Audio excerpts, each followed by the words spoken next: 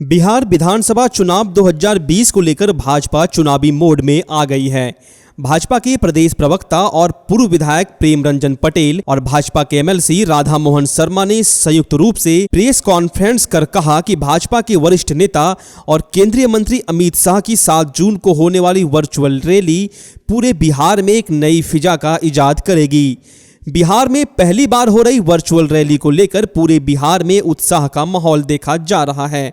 भाजपा के प्रदेश प्रवक्ता ने कहा है कि प्रधानमंत्री नरेंद्र मोदी के दूसरे कार्यकाल की प्रथम वर्षगांठ के मौके पर आयोजित होने वाली वर्चुअल रैली बिहार जनसंवाद से बूथ स्तर तक के कार्यकर्ताओं को जोड़ने और पार्टी के राष्ट्रीय नेता अमित शाह का भाषण आम जन तक पहुंचाने के लिए राज्य के सभी शक्ति केंद्र के स्तर पर टीवी स्क्रीन लगाया जाएगा। बिहार में इस कार्यक्रम का संचालन प्रदेश भाजपा मुख्यालय के अटल बिहारी वाजपेयी सभागार से होगा। प्रधानमंत्री नरेंद्र मोदी के दूसरे कार्यकाल के 1 साल की उपलब्धियों की विस्तार से वर्चुअल रैली के जरिए जानकारी दी जाएगी। गांव, गरीब और किसान के हित में किए गए कार्यों, वैश्विक महामारी कोरोना से निपटने के लिए किए गए प्रबंध, 2 माह के लॉकडाउन के बाद अर्थव्यवस्था को मेन स्ट्रीम में लाने के लिए किए जा रहे प्रबंधों को भी विस्तार से भाजपा कार्यकर्ताओं और आम लोगों को जानकारी केंद्रीय गृह मंत्री अमित शाह देंगे। प्रेस कॉन्फ्रेंस के दौरान प्रदेश मीडिया प्रभारी राकेश सिंह, जिलाध्यक्ष रोहित पांडे, भाजपा नेत्री सह प्रदेश कार्य समिति सदस्य डॉक्टर प्रीति शेखर सहित बड़ी संख्या में भाजपा कार्यकर्ता मौजूद थे।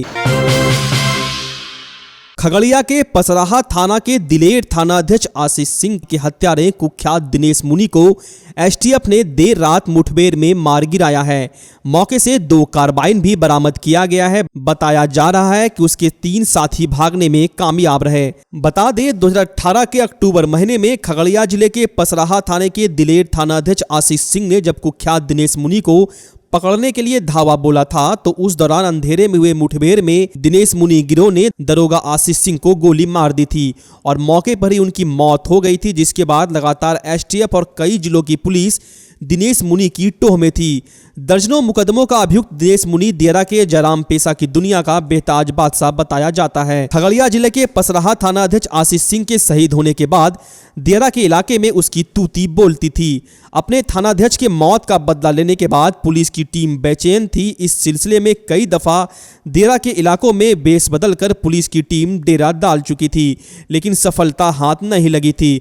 इस दफा पुलिस ने अपने दिलेर साथी के हत्या का बदला ले लिया है। सूत्र बताते हैं कि पिछले 1 सप्ताह से लगातार वेश बदलकर एसटीएफ की टीम दियारा के इलाके में कुख्यात दिनेश मुनि की फिराक में डेरा डाले हुई थी। दियारा के इलाके में मक्के की खेत में कुख्यात दिनेश छिपा रहता था, लेकिन रात वह शराब पीने के लिए अपनी मांद से बाहर आया था। फिर क्या था, पिछले 7 दिनों से उसकी ताक में बैठी एसटीएफ की टीम ने उसे ललकारा।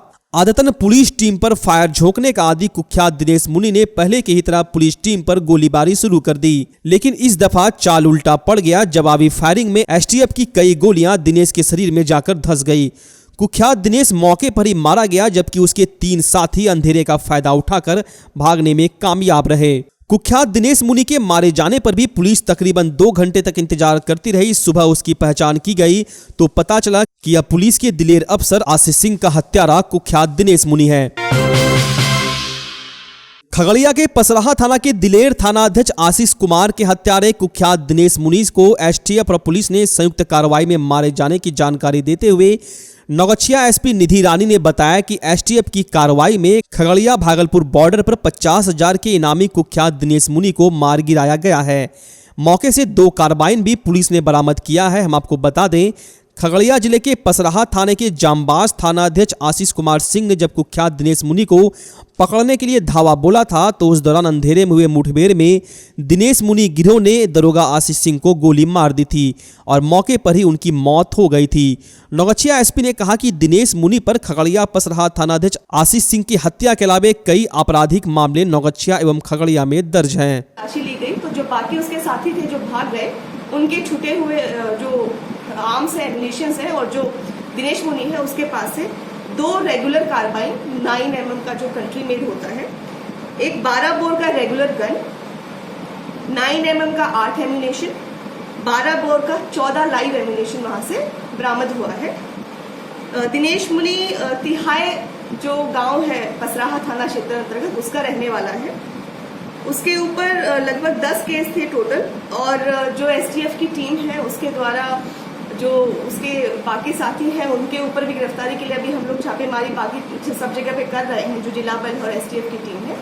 तो एक तरीके से माना जाए कि ये संपूर्ण बिहार पुलिस के लिए और नौगछिया पुलिस जिला बल के लिए और एसटीएफ के लिए एक अच्छी उपलब्धि है। वर्चुअल रैली की जानकारी देने भागलपुर पहुंचे भाजपा के प्रदेश प्रवक्ता प्रेम रंजन पटेल ने कांग्रेस और आरजेडी सहित महागठबंधन के सभी पार्टियों पर जमकर निशाना साधा है। प्रदेश प्रवक्ता ने कहा कि वैश्विक महामारी के संक्रमण के दौरान जहां पूरे विश्व में सत्ता पक्ष और विपक्ष के नेता एकजुट होकर महामारी के खिलाफ जंग लड़ रहे थे, वहीं दूसरी ओर भारत और बिहार में विपक्षी पार्टियां सरकार को कमजोर और उनके काम में अड़ंगा डालने में लगी हुई थी। प्रदेश प्रवक्ता ने कहा कि एक और जहां कांग्रेस नेत्री प्रियंका गांधी द्वारा प्रवासी मजदूरों को घर पहुंचाए जाने के नाम पर मांगी बस की सूची के नाम पर बाइक, ऑटो और खटारा गाड़ियों की सूची उपलब्ध कराकर मजदूरों और कामगारों के साथ भद्दा मजाक किया गया, तो वहीं दूसरी ओर बिहार के महागठबंधन के नेता और पूर्व उप मुख्यमंत्री तेजस्वी यादव का संकट के इस दौर में लोगों की मदद के लिए खड़ा नहीं होना और सीन से बाहर होना जवाबदेही से भागने वाली बात है। प्रेम रंजन पटेल ने कहा कि तेजस्वी यादव जब जब बिहार और बिहार वासियों पर संकट आता है वे गायब हो जाते हैं। आपने देखा कि उत्तर प्रदेश में प्रियंका गांधी ने कहा कि 1000 हम प्रवासियों को लाने के लिए बसें देने का काम करेंगे। वहाँ के मुख्यमंत्री योगी आदित्यनाथ जी ने कहा कि आप बसों की सूची दीजिए, और बसों की सूची जब वहाँ से कांग्रेस से प्रियंका गांधी के तरफ से जब वहाँ पहुँचाया गया, उसकी जाँच की गई तो 2 पहिया, 3 पहिया, एम्बुलेंस और खटारे गाड़ियाँ जो गैरेजों में बंद थे उसकी सूची दी गई। से तेजस्वी यादव जब कोई ऐसा समय आता है, संकट का समय, तो वो सीन से गायब हो जाते हैं। इसका कई उदाहरण है। आप देखेंगे कि पिछले साल बजट सत्र चला था, लगभग 40-45 दिनों का बजट सत्र, और तेजस्वी यादव पूरे बजट सत्र से गायब रहे। उसमें बिहार की समस्याएं उठाने का समय होता है, बिहार के आम आवाम के लोगों की जो कठिनाइयां हैं उसको हम सरकार की नज़रों में उसके माध्यम से लाने का काम करते हैं। भागलपुर में कोरोना का कहर थमने का नाम ही नहीं ले रहा है। स्वास्थ्य विभाग के पहले अपडेट के अनुसार भागलपुर में आज फिर 3 नए कोरोना वायरस से संक्रमित मरीज पाए जाने की सूचना मिली है, जिसके बाद संक्रमित मरीजों का आंकड़ा बढ़कर 213 पहुंच गया है। तेजी से फैल रहे संक्रमण के कारण आम लोग काफी भयभीत हैं। जिले में पाए गए सभी नए संक्रमित मरीज भागलपुर के पुलिस जिला नौगछिया के और सभी पुरुष हैं, जिनकी उम्र 23 वर्ष, 22 वर्ष और 36 वर्ष है। अच्छी खबर यह है कि जिले में कोरोना के संक्रमण से ठीक होने वाले मरीजों की संख्या बढ़कर 73 पहुंच चुकी है और भागलपुर के जवाहरलाल नेहरू मेडिकल कॉलेज अस्पताल के कोरोना वार्ड में अब जिले के 138 संक्रमित मरीजों का इलाज डॉक्टरों के द्वारा किया जा रहा है। भागलपुर जिले में वैश्विक महामारी कोरोना वायरस के संक्रमण के बढ़ते प्रभाव के बीच राज्य सरकार के द्वारा लॉकडाउन 5.0 में मिले छूट के बाद भागलपुर के स्टेशन चौक के समीप कोयला डिपो स्थित प्राइवेट बस स्टैंड से अंतर राज्य और अंतर जिला परिवहन के लिए बस सुविधाएं बहाल कर दी गई है। प्राइवेट बस स्टैंड से अभी अंतर राज्य बस सेवा में सिर्फ कोलकाता के लिए बस सुविधा बहाल की गई है।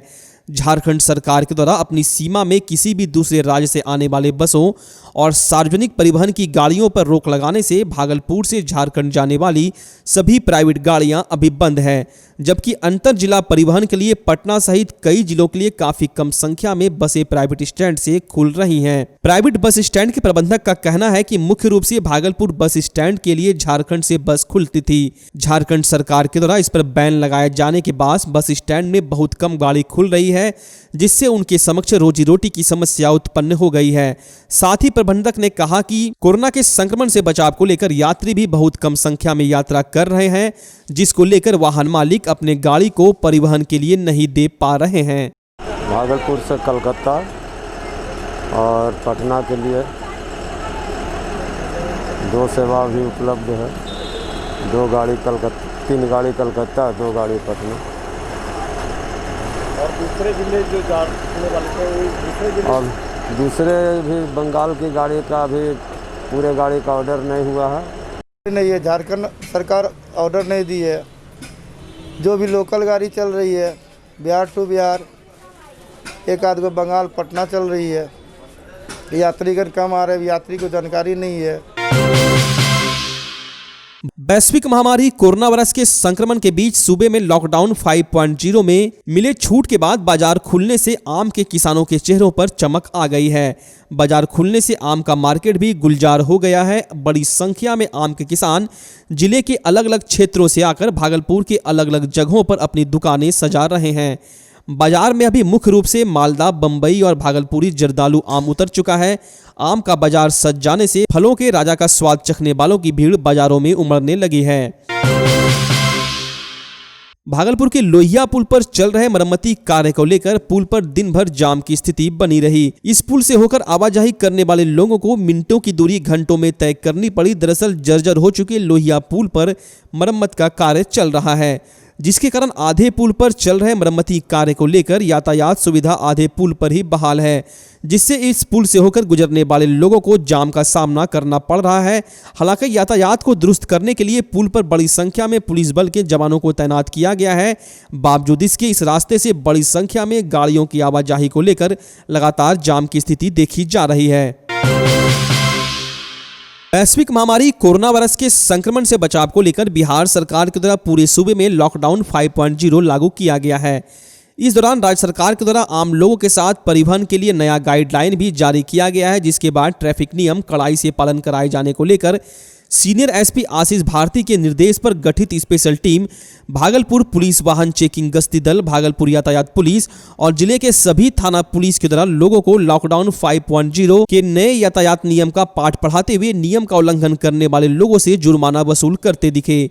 भागलपुर के कचहरी चौक, मनाली चौक, घंटाघर चौक, स्टेशन चौक, तिलका मांझी चौक सहित कई चौक चौराहों पर यातायात इंस्पेक्टर के शर्मा और वाहन चेकिंग अभियान के लिए गठित विशेष टीम के द्वारा चलाए गए विशेष अभियान में दर्जनों 4 पहिया वाहनों और 2 पहिया वाहनों से जुर्माना वसूला गया। साथ ही प्रतिबंधित कई जुगाड़ गाड़ी को भी जब्त किया गया। इस दौरान ट्रैफिक जमादार उपेंद्र यादव और उनकी टीम मौजूद थी। भागलपुर के सैंडिस कंपाउंड स्टेडियम को खेल के अनुकूल बनाने के लिए आज कई खिलाड़ी खून पसीना एक किए हुए हैं। लॉकडाउन के कारण पूरे स्टेडियम में बड़ी बड़ी घास और कटीली झाड़ियां उगाई थी, जिसे भागलपुर के प्रसिद्ध क्रिकेटर और बिहार की पिच क्यूरेटर देवी शंकर के नेतृत्व में साफ कर मैदान और स्टेडियम को क्रिकेट के अनुकूल बनाया जा रहा है। इस दौरान सैंडिस कंपाउंड स्टेडियम का जायजा लिया हमारे संवाददाता कुणाल शेखर ने। हम इस वक्त मौजूद हैं भागलपुर के सैंडिस कंपाउंड स्टेडियम में और हम आपको दिखाना चाहेंगे कि किस तरह से स्टेडियम में जो लॉकडाउन था, लॉकडाउन 67 दिनों तक लॉकडाउन रहने के कारण स्टेडियम के चारों ओर जो कटीली झाड़ियाँ उगाई थी, घास, बड़े बड़े घास उगाए थे, जिसके बाद यहाँ पर जो खेल लगातार होता है, क्रिकेट हो या और एथलेटिक्स के लोग आते हैं यहाँ जो प्रैक्टिस करते हैं, उनको काफ़ी परेशानियों का सामना करना पड़ सकता था, जिसको लेकर जो भागलपुर के खिलाड़ी हैं वे अपने से ही मैदान को ठीक करने में जुटे हुए हैं। भागलपुर के प्रसिद्ध खिलाड़ी देवी शंकर जो क्यूरेटर की भूमिका में आजकल हैं, वे यहाँ पिच बनाने में जुटे हुए हैं। आप देख सकते हैं कि किस तरह से खिलाड़ी यहाँ पर पिच जो बनता है क्रिकेट को लेकर पिच बनाने में जुटे हुए हैं, पिच को संवारने में जुटे हुए हैं। हमारे साथ क्यूरेटर देवी शंकर हैं, उनसे बात करेंगे कि किस तरह ये जो पिच बना रहे हैं, किस तरह की तैयारी की जा रही है और क्या संसाधन उनको अभी तक मिला है। धन्यवाद कुणाल। यहाँ पे संसाधन तो मुझे अभी कुछ नहीं मिला है। फ़िलहाल जो एसोसिएशन के पास एक ग्रास कटर है, थोड़ी बहुत पानी की सप्लाईज़ है, लेकिन संसाधनों की थोड़ी कमी है, जिसके कारण हमें बहुत सारा प्रॉब्लम्स आ रहा है। कल के डेट में अगर ये मिल जाता है तो हमारा ग्राउंड जल्द से जल्द तैयार हो जाएगा और कोई भी स्पोर्ट्स हो यहाँ पे खिलाया जा सकता है। और रही बात, इसको मेंटेन करना हमारा फ़र्ज़ भी है। और हमारे ग्राउंड में एक ये ऐसा ग्राउंड है जो पटना के बाद एक ही ग्राउंड बचता है जहाँ पे सर्व विकेट है और जो बोर्ड के मैचेस हो सकते हैं। तो हम लोगों की इस बार इच्छा है कि यहाँ पे बोर्ड के मैचेस मिले और BCCI का जो नॉर्म्स है उसके अनुसार हमारा ग्राउंड आ जाए, उस कदर बन जाए। तो थोड़ी सी प्रशासन से मैं हेल्प लेना चाहूँगा कि कुछ इंडोलेंसेस है ग्राउंड में, तो थोड़ा मिट्टी उट्टी की ज़रूरत है, वो अगर हमें मिल जाए तो इसको एक स्लोपिंग ओवल शेप क्रिएट कर दिया, ग्रास इसमें अच्छा हो जाएगा तो ग्राउंड भी अच्छा बन जाएगा। फ़िलहाल मैं पिच और ग्राउंड दोनों का काम कर रहा हूँ। यहाँ पर देख रहे हैं कि खिलाड़ी ही यहाँ पर जो पिच बना रहे हैं, मैदान ठीक ठाक कर रहे हैं। क्यों, इसको लेकर आपने प्रशासन से बात की थी? नहीं, अभी तो प्रशासन से कोई बात नहीं हुई इस मैटर को लेकर के, लेकिन जैसे हमें पिछले 2-3 साल से पता चल रहा है कि स्मार्ट सिटी का तरफ से हमारे ग्राउंड्स को बनाया जाएगा, स्टेडियम के रूप में एक नया रूप दिया जाएगा। लेकिन हम इंतज़ार करते करते थक गए, तो खिलाड़ियों ने खुद निर्णय लिया कि भैया हम लोग से हेल्प करते हैं और हेल्प करते हैं, क्योंकि देखिए पैसे की ज़रूरत होती है कि एक लेबर की कॉस्टिंग होती है 500 पर डे, तो उस हिसाब से हमारे पास पैसे नहीं हैं। तो खिलाड़ी अपना जितना होता है अपना देते हैं सब समय, थोड़ा कर 3-3 घंटे का शेड्यूल बनाते हैं हम लोग, उसमें सुबह शाम 2 टाइम काम करते हैं और खिलाड़ियों को बहुत बड़ा सहयोग रहता है इस ग्राउंड को मेंटेनेंस करने में। यानी खिलाड़ी खुद से अपना मैदान तैयार कर रहे हैं। जो यदि स्मार्ट सिटी की बात करें, स्मार्ट सिटी के अंदर ये सैंडिस कंपाउंड मैदान आता है, लेकिन कोई भी रख रखाव या इसके सौंदर्यीकरण के को लेकर जो स्टेडियम है अभी तक कोई व्यवस्था नहीं की गई है। नहीं, व्यवस्था तो अभी तक कुछ नहीं की गई है और इसके बारे में जैसी चर्चा चल रही है कि व्यवस्था हो रहा है। अभी अजीत शर्मा सर आए थे यहाँ पे और सर डीएम सर का भी कहना है कि इसको बनेगा और अच्छा बनेगा। तो क्या होता है, हर सीज़न हमें खेलना पड़ता है, तो खेलने के लिए तो ग्राउंड तो हर सीज़न तैयार करने की ज़रूरत होती है। तो इसके कारण हम लोग अभी लगे हुए हैं तैयारी में कि सीज़न हमारा जो कमिंग सीज़न आने वाला है तो उसमें कम से कम ग्राउंड अच्छा मिले और अच्छे गेम्स हो। तो हमारे साथ क्यूरेटर देवी शंकर थे, जिनका साफ कहना था कि यदि हम खुद से मैदान ढंग से तैयार करते हैं तो बीसीसीआई का मैच भागलपुर के सैंडिस कंपाउंड स्टेडियम में हो सकता है, जिसको लेकर खिलाड़ी खुद कॉन्शस हैं, खिलाड़ी खुद लगे हुए हैं। अपने सहयोगी कैमरा पर्सन सुबोध के साथ कुणाल शेखर, डेन न्यूज़ भागलपुर।